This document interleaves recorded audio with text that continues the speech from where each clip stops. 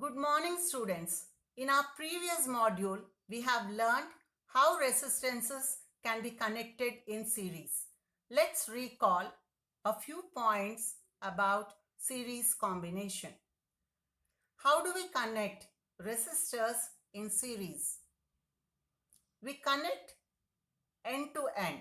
We connect the resistors end to end. What will be the value of current and potential difference across each resistor in series? Current I will remain same, but potential difference V will be equal to V1 plus V2 plus V3. Now, will the total effective resistance of a series combination greater than the individual resistances or not? Yes, because the total effective resistance is given by the formula Rs equal to R1 plus R2 plus R3. In this module, we are going to learn how resistors are joined together in parallel. And we will also derive a formula to know the effective resistance of a parallel combination. Now let's see how we can connect resistors in parallel. Now when you consider one resistor, it will have two ends. So take one end of all the three resistors R1, R2, R3 and connect them to a single point. And all the other ends of the resistors are to be connected to another point. Then they are said to be connected in parallel. So here in this circuit diagram, the resistors R1, R2, R3 are connected in parallel between the points A and B. Now, connect this parallel combination to a battery, key, a plug key, an ammeter and a voltmeter. You can connect them as shown in the circuit diagram. But remember, the way you have to connect the ammeter and the voltmeter. Ammeter in series and voltmeter in parallel. Now, insert the plug key and note down the ammeter reading I and the voltmeter reading V across the combination.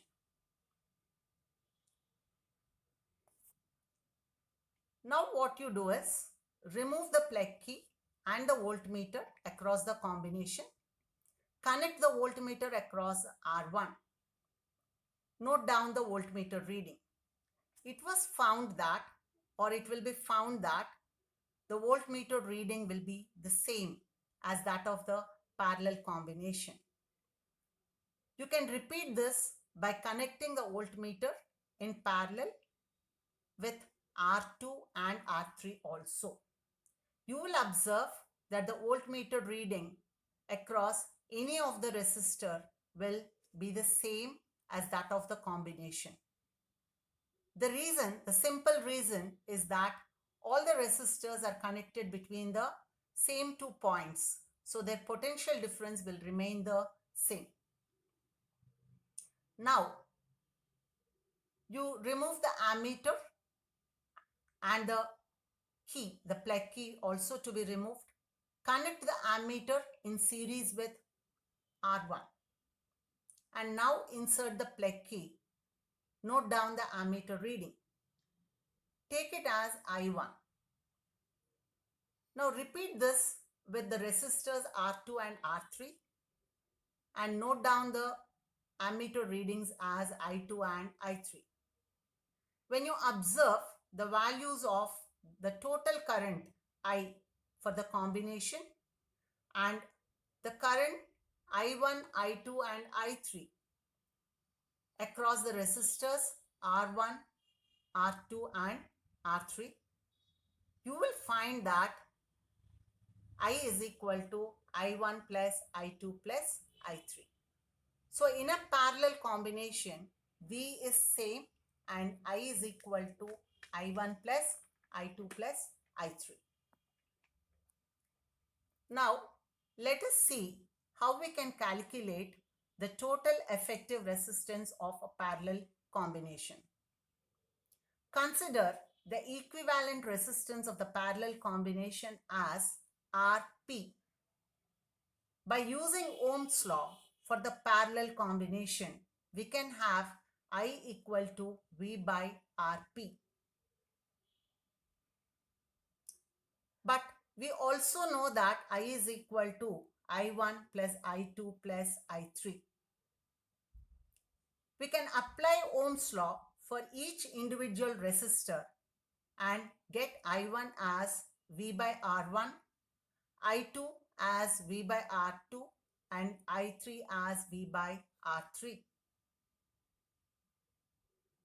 Now what we do is we will substitute the values of I1, I2 and I3 in the equation. Then we will have V by Rp is equal to V by R1 plus V by R2 plus V by R3. If you take out V common and cancel on both the sides of the equation, we will have 1 by Rp is equal to 1 by R1 plus 1 by R2 plus 1 by R3. 1 by Rp is equal to 1 by R1 plus 1 by R2 plus 1 by R3. From the relation, we can conclude that the equivalent resistance of the parallel combination, the reciprocal of the equivalent resistance, because it is 1 by Rp. So the reciprocal of the equivalent resistance of the parallel combination is equal to the sum of the reciprocals of the individual resistances. A very important point to be known here is the effective resistance Rp of a parallel combination will be less than the individual resistances. Now, let us quickly see a comparison between a series combination and a parallel combination. The first point helps us to know how the resistors are connected. In a series combination, they are connected end to end, whereas in a parallel combination, they are connected between the same 2 points. Coming to the voltage gets divided in series, where in parallel it will remain the same. And then the current will be the same for a series circuit because there is only a single path for it, whereas in parallel circuit the current gets divided because it has got different paths. Now the last point about the equivalent resistance, it is given by the formula Rs equal to R1 plus R2 plus R3 for a series combination, and for a parallel combination it is given by 1 by Rp equal to 1 by R1 plus 1 by R2 plus 1 by R3. Remember another important point, the effective resistance or the equivalent resistance of series is always greater than the individual resistances, which is not so in parallel.